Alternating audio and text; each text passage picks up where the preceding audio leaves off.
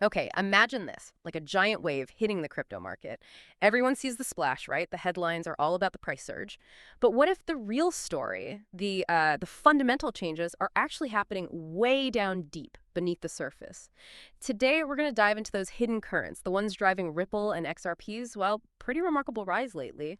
We want to uncover the insights you won't just get from looking at a price chart. So, our mission, really, for you, our listener, is to kind of distill the most important bits, the key takeaways from all the articles and research we've dug into. Basically, give you a shortcut to being properly informed about what Ripple's been up to, their strategic moves, and, the impact on digital assets overall.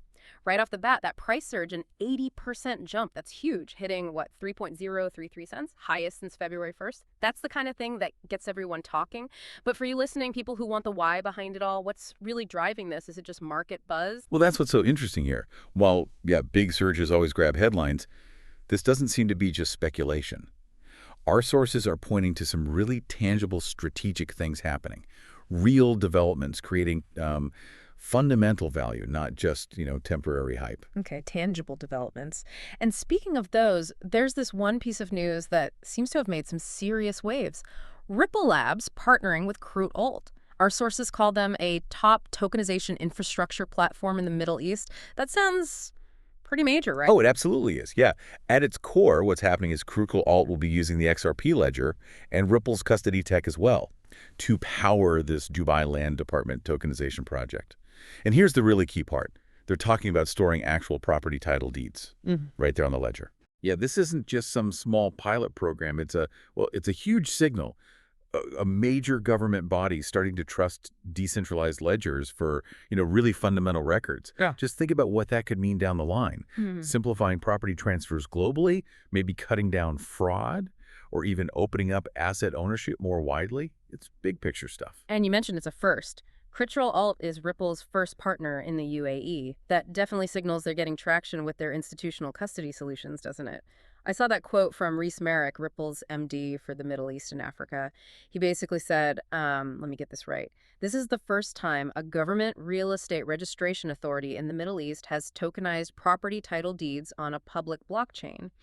And he specifically mentioned them choosing the XRPL, reinforcing its credentials. So yeah, big news for Ripple, but also for that whole idea of government-backed tokenization. Exactly. And you have to remember the context here, too. This comes after Ripple USD, their stablecoin RLUSD, got the green light from the DFSA, the Dubai Financial Services Authority.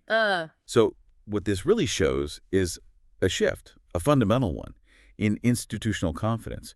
It feels like governments are moving past just talking about blockchain, the hype, and actually seeing it as, core infrastructure.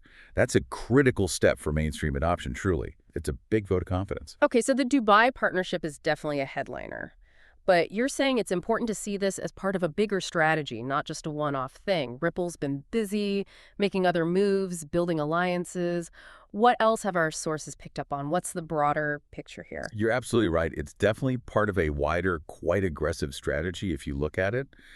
Take their move with BNY Mellon, for instance. They selected Bank of New York Mellon to provide custody for their RLUSD stablecoin, which, by the way, already holds over $500 million. Okay. But then, almost in the next breath, they've applied for a national bank charter. Oh, interesting. Yeah, it signals they might eventually want to bring that custody in-house. Now, sure, maybe partly to save costs, but it's more than that. It's about building that institutional-grade stability and trust around their stablecoin, making it something large, regulated players could actually use, players who normally wouldn't, touch crypto. And then there's the Mercado Bitcoin partnership. The plan there is tokenizing over $200 million in permissioned real-world assets. $200 million. Yeah. And Mercado Bitcoin, they're a major player in private credit tokenization. So again, it's not just any deal. What's fascinating is seeing how Ripple is deliberately spreading its bets across different real-world asset types. Government real estate here, private credit there. They're building like a foundational layer across several high-value markets. And yeah, the sources also mentioned other collabs, Tenity, OpenPay, Braza Group, even the Guggenheim Foundation. It shows a really broad reach. And that brings us to maybe the most ambitious move of all, that huge $1.2 billion acquisition of Hidden Road. Right, the prime broker. Exactly. One of the biggest prime brokers in crypto. And the stated goal, to process something like $10 billion a day in transactions on the XRP Ledger. $10 billion a day. That's Staggering. It is, and this isn't just about grabbing market share. This looks like Ripple trying to become the actual plumbing for institutional crypto. If you're processing $10 billion daily, you're building the kind of high-speed, high-capacity rails that massive financial institutions need to get into crypto smoothly. It's like they're building the bridge between traditional finance and digital assets, but on a scale we haven't really seen before. It feels foundational. Okay, so all these moves, these partnerships, this whole strategic game plan, it must be having some kind of real measurable effect, right? Let's try and connect the dots. What does this all actually mean for the XRP Ledger itself, its health, its growth, and how is that showing up in the market? Oh, absolutely. It's having a direct impact. These partnerships are clearly feeding into the growth of total assets on the XRP ledger. Yeah. Our sources point out that the total value lock, the TVL, has now climbed past $77 million.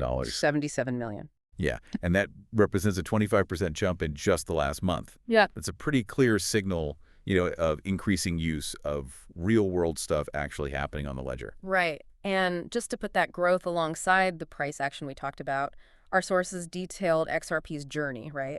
It hit that low point around 0.3758 cents last July, then that big run up to $3.40 in January, pulled back, sure, to about $1.60 in April with the broader market dip, but now it's bounced back, rising for 4 weeks straight. It really feels like it's finding its feet again. The technicals seem to support that feeling too. XRP has managed to stay above both the 50-week and 25-week moving averages.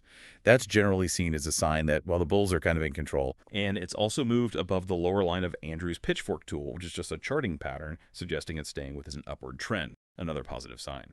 So based on all that, yeah, the token looks like it could continue climbing, aiming for that $3.30 high from earlier this year. And if it breaks above that level, well, that could really signal more gains ahead. $5 is the next big psychological level people will be watching. It definitely makes you wonder, doesn't it? Are these fundamental steps finally laying the groundwork for sustained growth, moving XRP beyond just reacting to market whims and towards maybe a proper re-rating based on its actual utility?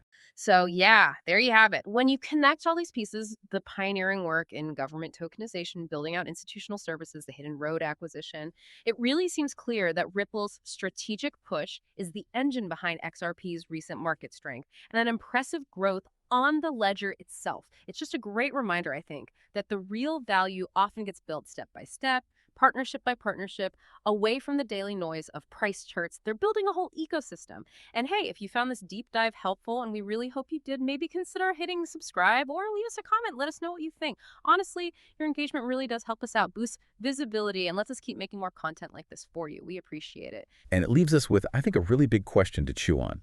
As we see more entities globally, including governments, start putting real-world assets onto public blockchains like the XRP Ledger, what kind of fundamental, maybe irreversible changes are we going to see in traditional finance, sure, but also just in how we think about owning things, owning assets on a global scale? Yeah. The potential implications are just huge. That is a massive thought to end on. Really appreciate you joining us for this deep dive and sharing your curiosity. We'll catch you on the next one.